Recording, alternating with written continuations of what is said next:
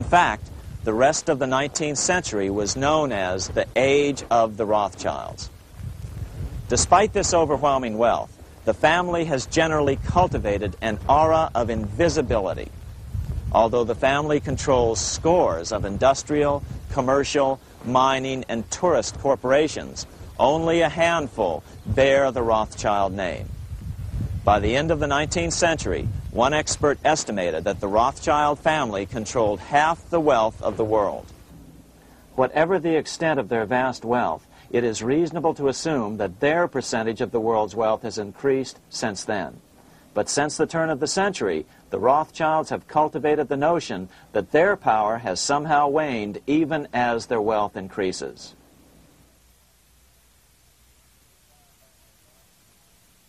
Meanwhile, back in Washington in 1816, just 1 year after Waterloo and Rothschild's alleged takeover of the Bank of England, the American Congress passed a bill permitting yet another privately owned central bank.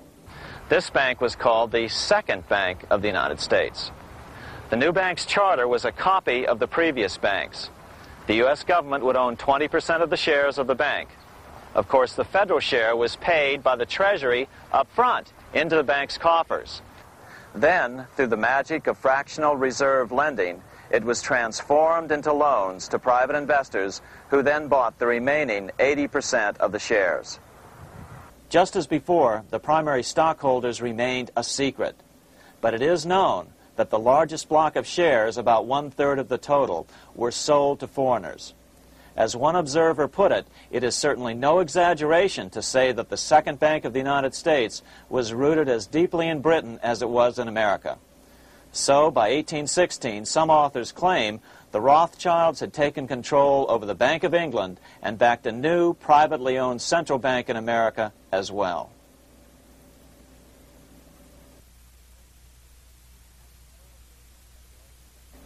After 12 years of manipulations of the U.S. economy on the part of the Second Bank of the U.S., the American people had had just about enough.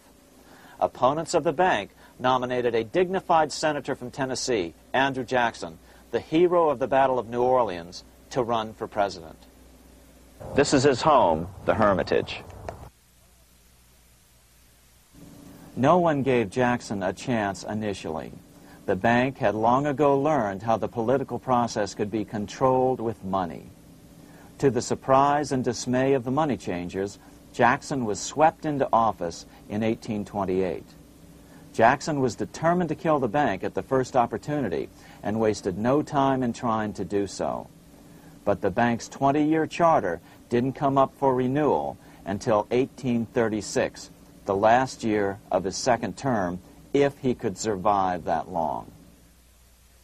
During his first term, Jackson contented himself with rooting out the bank's many minions from government service. He fired 2,000 of the 11,000 employees of the federal government. In 1832, with his re-election approaching, the bank struck an early blow, hoping Jackson would not want to stir up controversy. They asked Congress to pass a renewal bill 4 years early. Naturally, Congress complied, then sent it to the president for signing. But Jackson weighed in with both feet. Old Hickory, never a coward, vetoed the bill. His veto message is one of the great American documents. It clearly lays out the responsibility of the American government towards its citizens, rich and poor. It is not our own citizens only who are to receive the bounty of our government. More than 8 millions of the stock of this bank are held by foreigners. Is there no danger to our liberty and independence in a bank that in its nature has so little to bind it to our country? Controlling our currency, receiving our public monies, and holding thousands of our citizens' independence would be more formidable and dangerous than a military power of the enemy. If government would confine itself to equal protection and, as heaven does its rains, shower its favor alike on the high and the low, the rich and the poor, it would be an unqualified blessing. In the act before me, there seems to be a wide and unnecessary departure from these just principles. Later that year, in July 1832, Congress was unable to override Jackson's veto. Now Jackson had to stand for re-election. Jackson took his argument directly to the people. For the first time in U.S. history, Jackson took his presidential campaign on the road. Before then, presidential candidates stayed at home and looked presidential. His campaign slogan was "Jackson and no bank."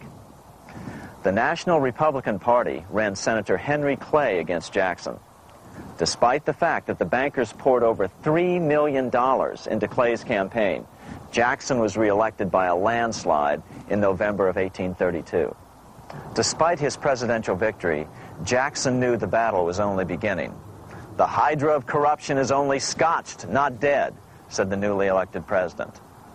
Jackson ordered his new Secretary of Treasury, Lewis McLean, to start removing the government's deposits from the second bank and start placing them in state banks.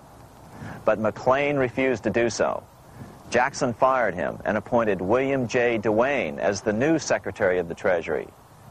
Duane also refused to comply with the president's requests, and so Jackson fired him as well and then appointed Roger B. Taney to the office. Taney did withdraw government funds from the bank starting on October 1st, 1833. Jackson was jubilant. "I have it chained. I'm ready with screws to draw every tooth and then the stumps." But the bank was not yet done fighting. Its head, Nicholas Biddle, used his influence to get the Senate to reject Taney's nomination. Then, in a rare show of arrogance, Biddle threatened to cause a depression if the bank was not rechartered.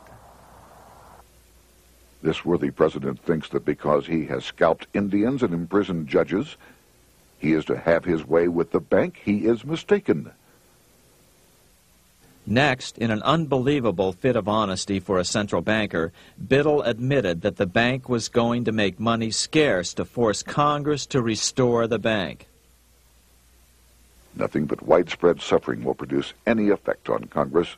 Our only safety is in pursuing a steady course of firm restriction, and I have no doubt that such a course will ultimately lead to restoration of the currency and the recharter of the bank.